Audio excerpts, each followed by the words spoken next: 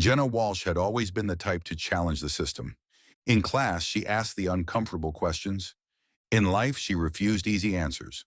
So when her senior documentary professor asked the class to tell a story that matters, she already knew what she had to do.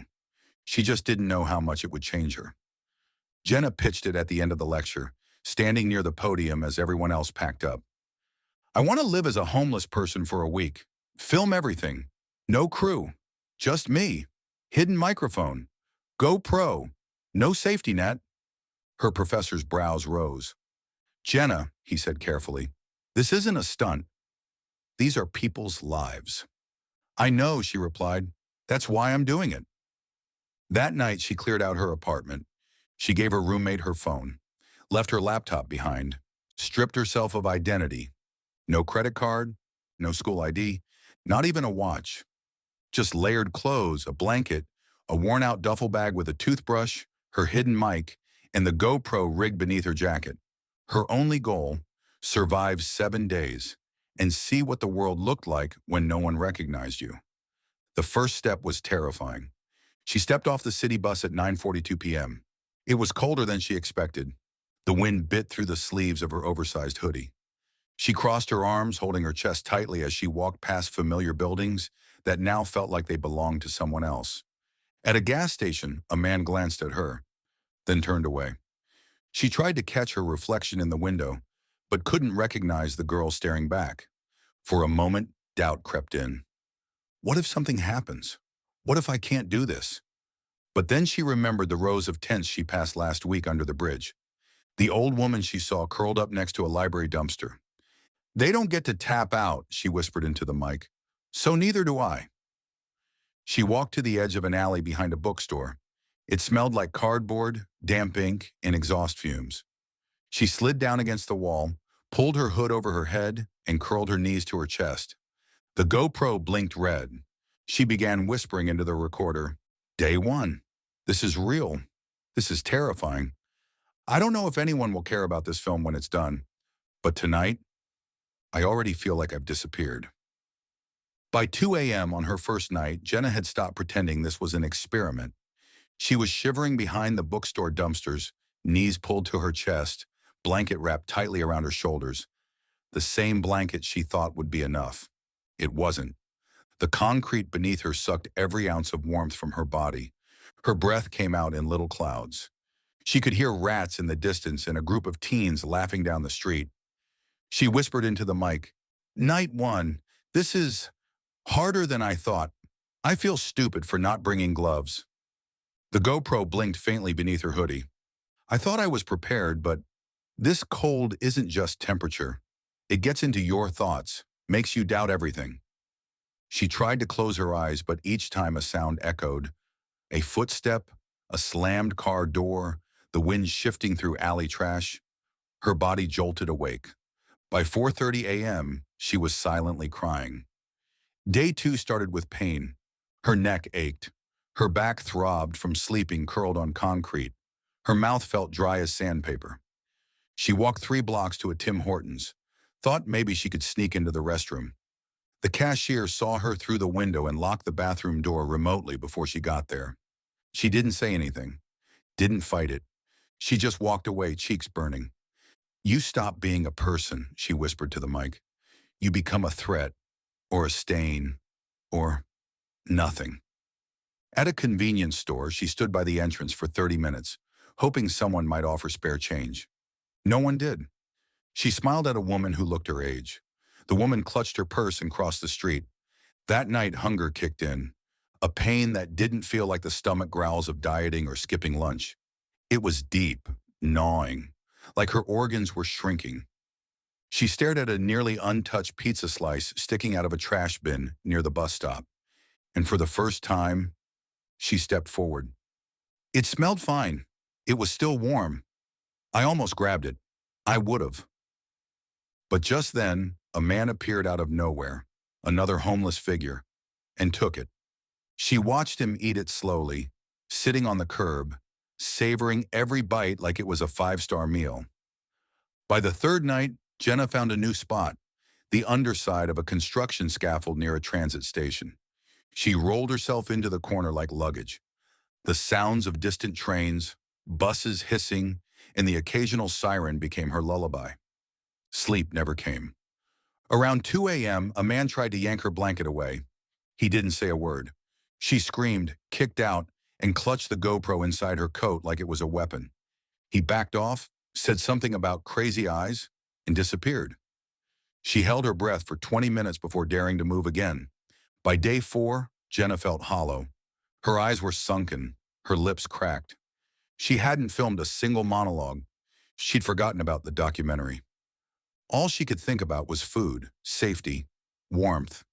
Then, Rosa, an older woman in a faded coat and a green beanie who appeared every night at the same bench, same time. She said nothing at first, just poured something hot from a dented thermos and handed Jenna a paper cup. Jenna stared at it.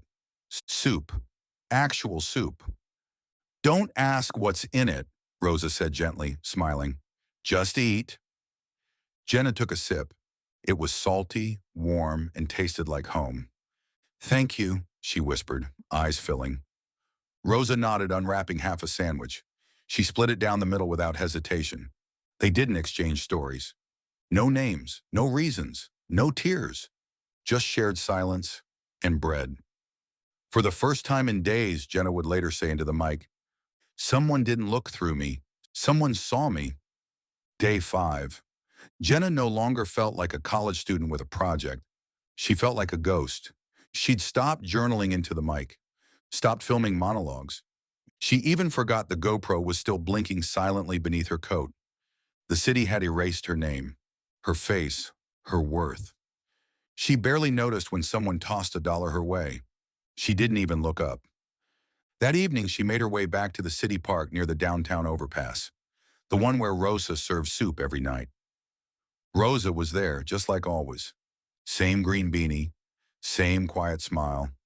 No questions, just kindness. Jenna sat beside her, holding a warm cup of broth between her freezing fingers. Across the park, the benches were scattered with shadows, figures, familiar and unfamiliar at once. One in particular caught her eye. He sat slouched on the far bench, hoodie up, head down, fingers fidgeting with something, a rubber band or a piece of string. He rocked slightly, rhythmically, like he wasn't aware of it. Something about the posture pulled at her. It was instinct first, then memory. She narrowed her eyes, watching the way his foot tapped against the pavement, how he held his chin tucked, the way his shoulder would twitch every few seconds, like it used to when he was nervous as a kid. Jenna's blood ran cold. Number. It couldn't be. She stood, took one step forward, then another. The GoPro was still recording. Her breath caught in her throat. The man looked up. Just briefly. Their eyes met across the park, and in a second, the world stopped. She knew those eyes. Even hollowed out, behind the tired lids in the dirt and the distance, they were her brothers. Michael Walsh, gone 6 years, last seen outside a rehab center on the east end of town.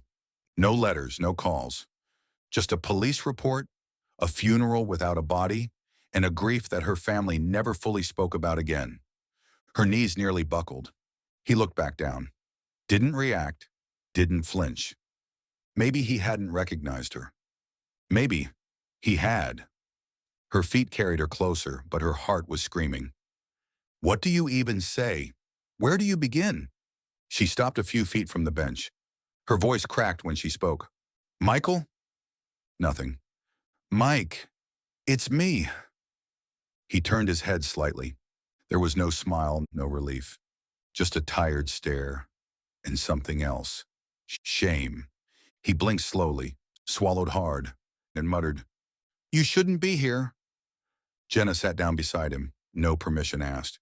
They sat in silence for nearly 2 full minutes. The noise of the city faded behind them, and then she said the only thing she could think of, I thought you were dead. He gave a faint, bitter laugh. Yeah, me too. The bench was cold, not as cold as the silence between them. Jenna sat beside her brother, barely breathing, her eyes darting across his face, searching.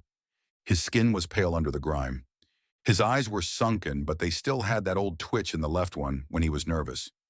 He had stubble now, a scar near his jaw she didn't remember. She wanted to scream, to shake him, to grab his shoulders and demand an explanation. Why did you leave us? Why didn't you call? Did you even think about me? But all that came out was, where have you been?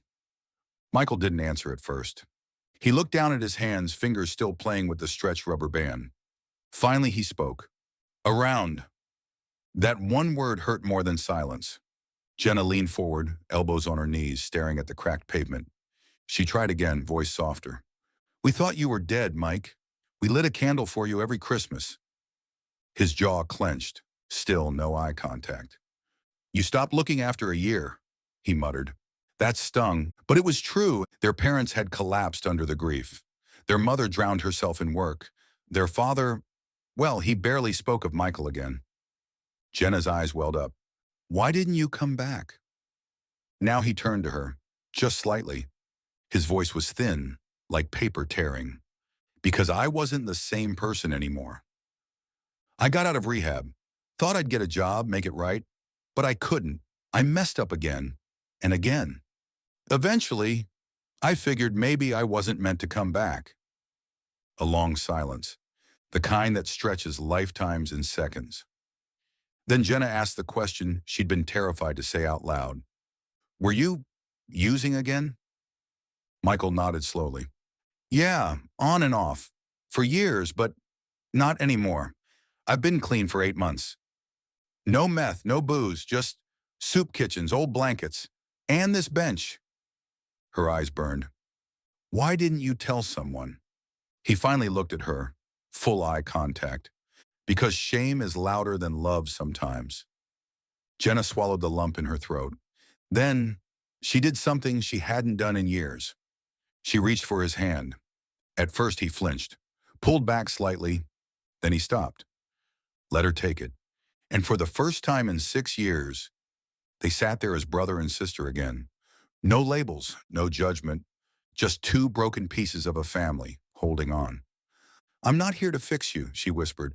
I just want you to know you're not invisible. He didn't cry, but he smiled. Just a little, just enough. Jenna never expected to cry while exporting a video file. But there she was, back in her dorm, sitting cross-legged in front of her laptop, hands trembling as she hit render on 7 days of footage. 7 days that felt like a lifetime.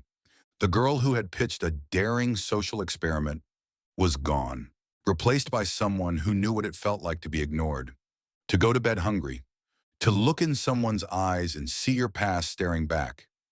She had gone looking for strangers and found her brother. She didn't include Michael's face in the documentary, not because she was ashamed, but because he didn't owe anyone that. She blurred his image, kept his voice low. But the story, the pain, the moment on the bench, the reality of what it means to lose someone to the cracks in society. That stayed. She added a final title card. To the ones who vanished, we still see you. The class screening was silent when it ended. No applause, no comments, just red eyes, tight chests, quiet nods. Her professor pulled her aside after. This wasn't just a documentary, he said. This was a mirror, and we all saw ourselves. Jenna didn't care about the grade. She uploaded the video online quietly without an intro or even a thumbnail. Just the title, Invisible, a week on the streets.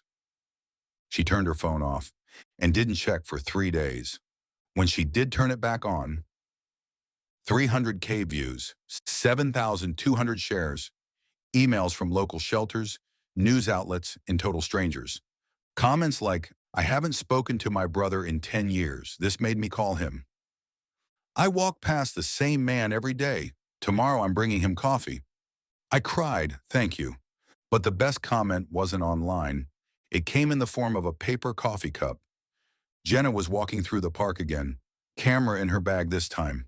Not filming, just walking. She stopped when she saw him. Michael. He was shaved, still thin but cleaner, sitting on the same bench. He smiled when he saw her, held up the cup. I got you one. Black, no sugar. She laughed, sat beside him. They didn't talk about the past that day. They talked about housing programs, jobs, recovery groups, small things and new things.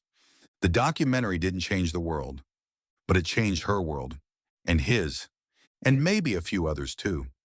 Because sometimes the difference between saving someone and losing them forever is just one person who sees them before they disappear. Most of us walk past people every day without ever really seeing them. But behind every quiet figure, every forgotten bench, there's a story. Jenna's project wasn't about homelessness. It was about humanity, about the people we lose, not because they disappear, but because we stopped looking. If this story moved you, don't let it end here. Leave a comment. Share this with someone you care about. And if you believe that every life, no matter how lost, deserves to be seen, subscribe to Unseen Heroes. Because somewhere out there, someone is still waiting to be found.